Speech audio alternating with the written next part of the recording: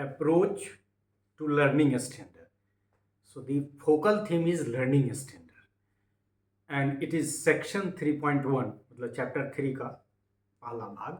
So section 3.1 approach to learning standards has been defined in terms of, मतलब इसके चार जो concepts हैं इसमें क्या क्या है. aims of school education, मतलब learning standards has been defined in terms of the aims of school education, curricular goals, competencies and learning outcomes.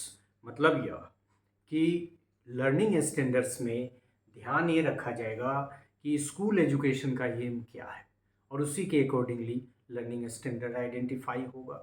फिर क्यूरिकुलर गोल क्या है और ये गोल कहाँ से गवर्न हो रहा है, वो हमारा नेशनल एजुकेशन पॉलिसी से गवर्न हो रहा है.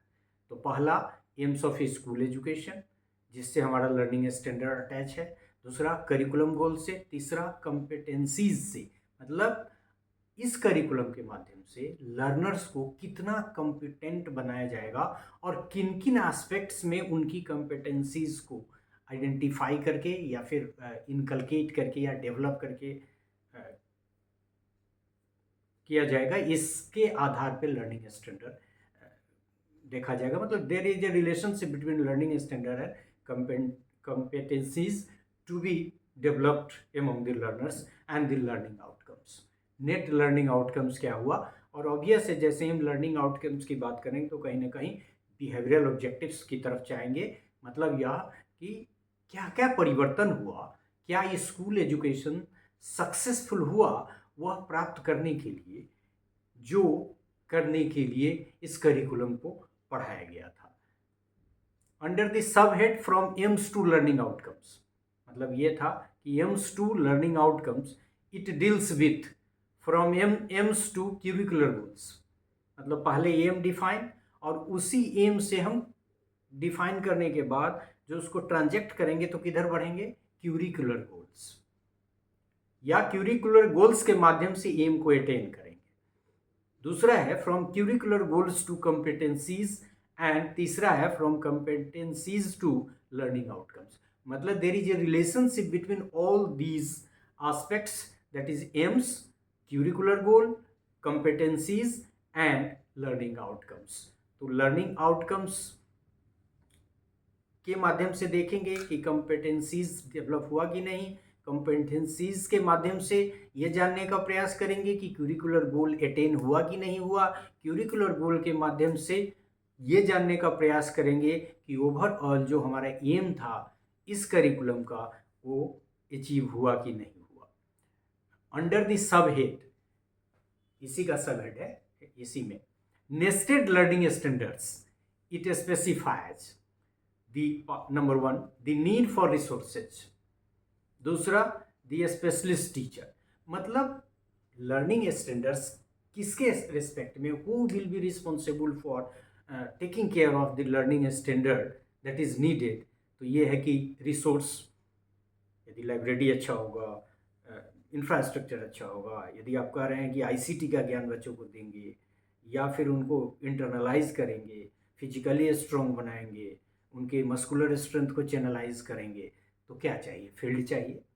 तो उसी की बात कर रहा है कि the nested learning standard under the same under the head nested learning standards, it specifies दो चीज़, क्या क्या, तो नीड फॉर रिसोर्सेज, कौन कौन से रिसोर्सेज जरूरी है. Most important, the second one, the specialist teacher. Not only teacher of mathematics, not only the teacher of science, all the related teachers and especially the specialist teachers. ये धीरे धीरे आगे secondary stage वगैरह की चर्चा करने के क्रम में आप और समझेंगे कि किस तरह से उसमें वोकेशनल एजुकेशन, एनवायरमेंटल एजुकेशन वगैरह की भी संकल्पना ली गई है. So under the sub head nested learning standards resource की बात करता है और फिर स्पेशलिस्ट टीचर्स की बात करता है. और फिर तीसरा, learning standards are specially in relation to curricular areas of number one art education and physical education and wellbeing.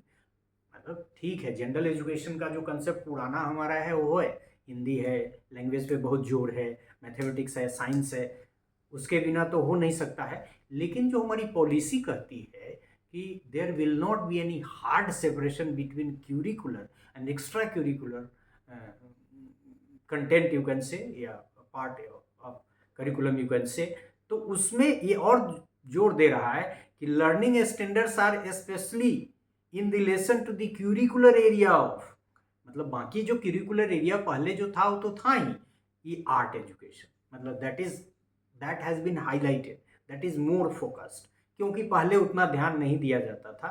और दूसरा फिजिकल एजुकेशन एंड वेलबींग, खास के ये इज हमारे, अभी हमने चर्चा भी की, एडोलसेंस पीरियड में भी हम लोग पढ़ाते हैं कि मस्कुलर स्ट्रेंथ को चैनलाइज करना या फिजिकल स्ट्रेंथ को यूटिलाइज करना।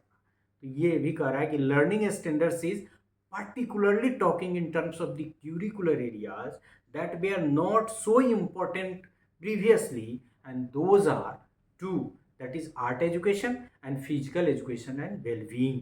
इस पे ध्यान देंगे, कोविड वगैरह के बाद देखा आपने कि कितना इम्पोर्टेंट यह हो गया था। So in this part approach to learning standard we could talk about the four aspects that is related to the approach of learning standards: aims of school education, curricular goal, कम्पिटेंसीज and learning outcomes. और फिर हमने आगे ये भी देखा कि हम लोग एम्स और लर्निंग आउटकम्स के बीच के रिलेशनशिप को कैसे देख रहे हैं। तो aims to curricular, so there is relationship between aims to curricular goals, मतलब aims will guide the curricular goals and aim will be achieved through curricular goals.